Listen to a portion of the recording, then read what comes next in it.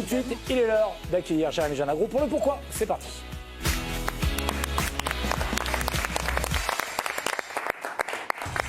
Bonsoir à tous. Bonsoir Jérémy. Joyeux anniversaire Benoît. À vous et à votre employeur. Ah oui, bien sûr. Heureusement, vous n'avez pas le même âge que votre employeur. Oui, forcément. Ça joue pas à grand chose. Regardez l'équipe, c'est 80 ans. Le récit des grands exploits sportifs français et mondiaux. C'est un grand-père ou une grand-mère qui lit le journal et qui transmet cette passion à ses enfants, et ainsi de suite. Donc cette question, pourquoi l'équipe marque toutes les générations ? Très très bonne question, parce que c'est un journal déjà qui marque les générations, parce qu'on a tous un souvenir d'enfance généralement avec l'équipe. Oui, et quand vous avez 10 ans, vous par exemple, c'était le média qui vous donnait les résultats de la veille. Je ne veux pas vous vieillir, Benoît. Tout amateur de sport. C'est vrai, on attendait ça avec impatience. Bien sûr, c'était un des médias comme la radio qui permettait d'avoir les résultats. Tout amateur de sport se souvient effectivement de son premier lien avec le journal. C'est le cas de 3 immenses champions français que l'on a interrogés. Thierry Omeyer, Gianni Longo et Dimitri Yachvili. Le journal L'équipe, je l'ai découvert vers mes 17-18 ans. Chez mon beau-père, Monsieur Ciprelli, lui achetait L'équipe régulièrement, enfin tous les jours. C'est vrai qu'après, moi j'ai rapidement pris l'habitude de suivre l'actualité sportive via ce journal. Depuis cet âge-là, je le lis tous les jours. Tous les jours, il y avait L'équipe sur la table. Je me rappelle qu'à la maison, on lisait beaucoup le journal L'équipe, bien entendu. Quand je lisais L'équipe dans le bus, après on le passait à son coéquipier, tout le monde le voulait, et donc on se le passait. Pour l'ancien rugbyman Dimitri Yachvili, 2 titres du Grand Chelem, il y a même une histoire familiale avec le journal L'équipe. Mon père a été joueur de rugby et des sélections d'équipe de France, donc forcément le journal L'équipe est dans le mundillo, je dirais, d'un sportif, et encore plus un sportif de haut niveau. Donc l'équipe, j'ai grandi avec l'équipe, disons. Voilà, et il a grandi dans l'équipe aussi, Dimitri Yachvili. C'est clair, c'est un journal qui a marqué des générations parce que c'est aussi un journal qui a créé des compétitions mythiques. Oui, ce sont des journalistes, par exemple, qui ont créé, des journalistes de l'équipe, qui ont créé le Ballon d'Or France Football. Le Tour de France vient de l'ancêtre du journal L'équipe, il s'appelait Lotto à l'époque. Le journal, il a été associé à la création également du Paris-Dakar, de la Route du Rhum, du Marathon de Paris, et aussi, certains ne le savent peut-être pas, de la Ligue des Champions. Et oui, sous son ancienne version, la C1 à l'époque, l'anecdote de la création nous est racontée par l'encyclopédiste du journal, Vincent Duluc. Et donc Jacques Godet avait toujours été assez intéressé pour avoir des compétitions qui puissent booster les ventes des milieux de semaine où il ne se passait pas grand-chose. À un moment, Gabriel Hano était en Angleterre pour un match à Wolverhampton. La presse a décrété qu'ils étaient champions du monde des clubs.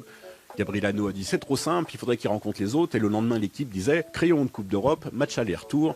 Patronage de la télé, match en nocturne en milieu de semaine, et en fait tout était lancé. Mais c'est parce que l'équipe a toujours été directement impliquée vis-à-vis des cercles dirigeants. Aujourd'hui c'est un peu moins le cas, on est un média beaucoup plus neutre. Et c'est maintenant une des plus grandes compétitions de foot qui existent au monde. Quelques chiffres hallucinants sur la dernière Ligue des Champions qu'on vous a compilé avec Arthur Girand et Baptiste Vautier. Les droits TV de la Ligue des Champions dans le monde ont atteint 3,8 milliards d'euros. Et les recettes pour le vainqueur, le PSG, c'était 144 millions. Une réussite absolue donc qui trouve son origine à l'équipe.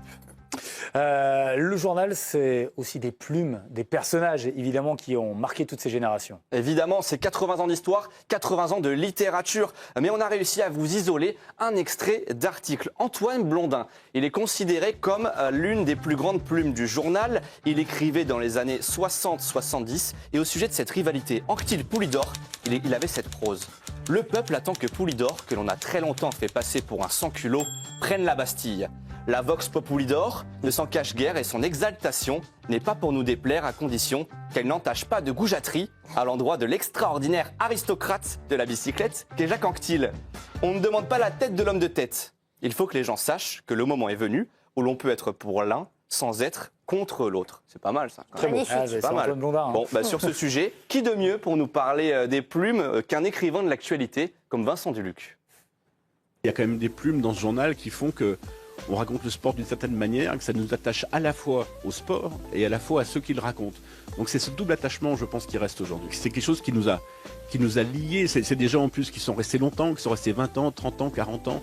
Et en fait, c'était un rendez-vous quotidien et je trouve que la base de la fidélisation du public par rapport à l'équipe, c'est aussi de la fidélisation par rapport à des plumes par rapport à des voix, mais c'est de la même manière que c'est notre cas par rapport à des voix à la télé ou des voix à la radio. Et ces plumes, elles marquent aussi les sportifs qui lisent le journal avec attention à l'image de Dimitri Ashvili. J'allais dire des écrivains, ce sont presque des écrivains, puisque Denis Lalanne avait écrit l'épopée de 1958, la tournée de l'équipe de France en Afrique du Sud, sachant qu'il n'y avait pas de série Netflix à l'époque, il n'y avait pas d'image. Donc c'est par ses écrits, c'est par ses mots, par son imagination, son intuition qui nous faisait voyager avec eux finalement au cœur de cette tournée. Alors ça c'est vrai, hein, c'était l'imaginaire, mais ça a marqué aussi des générations de grands sportifs, hein, le journal L'équipe. Oui, c'est à l'équipe que nos grands champions choisissent de faire des grandes annonces, comme par exemple un grand retour à la compétition ou une retraite. C'est pas anodin d'annoncer une fin de carrière dans un journal, de partager ses sentiments à l'instant T pour annoncer qu'on arrête sa carrière un an avant la fin de son contrat. Je voulais que ce soit l'équipe. Je me rappelle aussi d'un article très sympa pour mes 40 ans. J'étais encore en activité. Il y avait un peu plus qu'une demi-page qui retraçait un peu mon parcours. Nous avons eu droit, les femmes, à un reporter, André Arnaud Fourny. Peut-être que personne ne voulait y aller. Il est allé sur le Tour de France féminin. Moi, j'ai eu droit à de bons articles de fond grâce à André Arnaud Fourny. Pour moi, ça me semblait naturel, voire normal que je fasse, entre guillemets, mes adieux de joueur de rugby professionnel au journal L'équipe. Et un premier article dans l'équipe, pour un sportif, ça reste un immense souvenir, même pour un sportif du calibre de Thierry Omeyer. Mais quand j'étais en équipe de France e-sport, on avait gagné un match, mais il y avait eu un petit bordereau sur la rubrique handball et dans le titre, il y avait quelque chose par rapport à ma performance. J'étais très content de voir mon nom dans un journal comme L'équipe. Et c'est la même chose pour nos champions d'aujourd'hui. Regardez dans l'équipe du jour, nos champions, Victor Wembanyama, notre nouvelle star du basket, qui annonce qu'il veut investir à Nanterre. Il le fait dans le journal L'équipe, évidemment, son club de cœur. Une annonce qui a fait la une. Quelques pages plus loin encore, un autre champion français, c'est Teddy Riner. Il annonce son retour à la compétition. Il le fait dans l'équipe. Il reviendra aux mondiaux en octobre en Azerbaïdjan. Mais attention, l'anecdote ultime entre l'équipe et les grands champions de l'histoire du sport, elle est racontée par Vincent Duluc. C'est un jour au deuxième étage du Faubourg Montmartre, au siège de l'équipe, quelqu'un attendait, un jeune homme noir attendait au deuxième étage pendant un quart d'heure, 20 minutes. Il attendait avec 2 paquets de café. Puis au bout d'un moment, quelqu'un est quand même allé chercher Jean Cornu, la rubrique football, qui est arrivé. Et c'était Pelé qui venait offrir 2 paquets de café à la rubrique football à l'équipe. Donc c'était vraiment la maison des champions. Voilà, magnifique. L'équipe qui n'est pas toujours tendre aussi avec les sportifs, ça peut arriver. Bien sûr, oui. Pour en avoir le cœur net, on va justement écouter les sportifs qui parlent de leur rapport à l'équipe. C'est des rapports sinusio-idaux, on peut dire ça comme ça. Il y a l'épopée en 2011 où pendant des semaines, le début de la compétition, on lisait forcément L'équipe et on était un peu peiné de voir ce qui était écrit dans le journal alors que la compétition n'était pas encore finie, qu'on était encore qualifié. Et après des mauvaises performances de ma part, c'est des choses qui marquent, mais c'est aussi des choses qui m'ont permis derrière d'essayer de faire des meilleurs matchs. Alors, vous êtes un peu dur, les journalistes de l'équipe, avec les sportifs. On va donner le mot de la fin à Vincent Duluc. Je pense qu'on a toujours été fâchés avec toutes ces stars et toujours réconciliés. C'est-à-dire que l'équipe a été fâchée avec Platini, puis très proche, fâchée avec Alain Prost, puis très proche, fâchée avec Banarino, puis très proche. Voilà, il y a toujours eu comme ça mais ce qui est le signe finalement qu'on a fait notre travail à la fois on a eu à la fois un regard critique et puis à la fois on a su raconter ces histoires fantastiques. En résumé, 80 ans de l'équipe, ce sont des joies, des peines pour les sportifs, des souvenirs mémorables aussi pour les lecteurs et une mémoire collective qui se transmet de génération en génération. Merci beaucoup, Jérémy. Les 80 ans du groupe L'équipe, évidemment, et on aura un pourquoi encore demain sur l'équipe. Mais il y a Bruno, je me tourne vers vous parce que voilà, on est de la même génération, oui. Mais c'est vrai que ce journal pesait lourd, évidemment, quand on était jeune, voilà, et encore pour les jeunes aujourd'hui. Mais là, vous avez la version petite voilà. En papier, mais avant c'était immense. Aujourd'hui, les jeunes ouvrent l'application, voilà. Mais c'est la même chose. Mais quand j'étais au fond de la classe, quand j'étais un très mauvais élève et qu'il fallait plier le journal pour que ça rentre correctement dans ton cahier pour pouvoir le lire tranquille et pas se faire choper, parce que je l'osais choper à chaque fois. Mais et donc la prof de français arrêtait pas de dire on en fera peut-être quelque chose, parce qu'il lit. Moi, mais franchement, voilà, j'étais dans mon coin, mais ils étaient très grands. Mais par contre, je me rappelle le moment où il a fallu, où c'est passé en réduit, et moi je trouvais ça terrible. Je disais, c'est pas possible, on peut pas faire ça, on peut pas toucher, c'était génial, voilà les grandes pages. Bref, Non, ça dans me le rappelle train les et tout, souvenirs. c'était embêtant pour tout Mais le non, monde.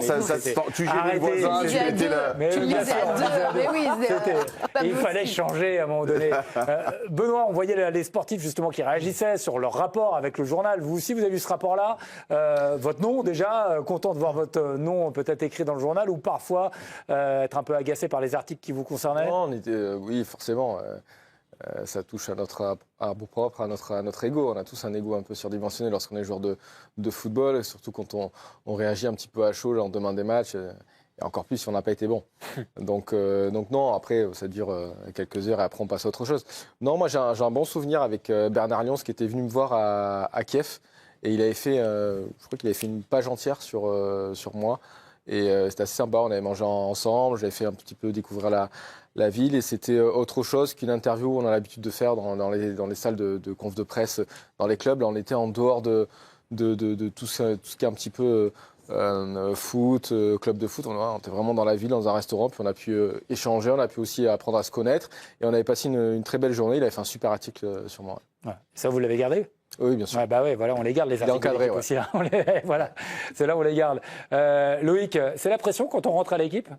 Ah oui. Ah oui, bah oui, on a la pression quand on devient journaliste à l'équipe un peu. Hein. Ah, quand on est jeune journaliste, qu'on arrive à l'équipe, Ouais. ouais, c'est une institution. Donc surtout les premières fois on écrit dans le journal, on voit le nom avec la signature dans le journal. Ça fait, quand tu vas être journaliste, moi j'ai voulu faire journaliste depuis tout petit, donc c'est un rêve pour moi de travailler à l'équipe aujourd'hui, d'avoir mon nom tous les jours dans le journal.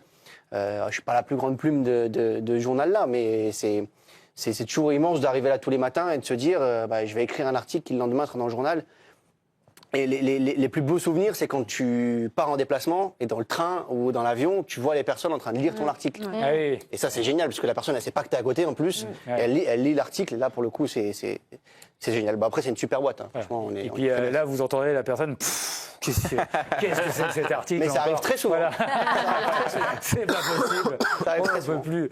Bon, ben merci en tout cas. Voilà. Demain, évidemment, notre pourquoi. Merci beaucoup, Jérémy. Super. Le pourquoi demain, on a le. Non, on dévoile pas, on Ce le sera dévoile. sur les unes. Voilà. Les unes, Ah oula, les unes de Voilà. l'équipe. Là, Attention, là, on touche au sacré. On touche au sacré demain.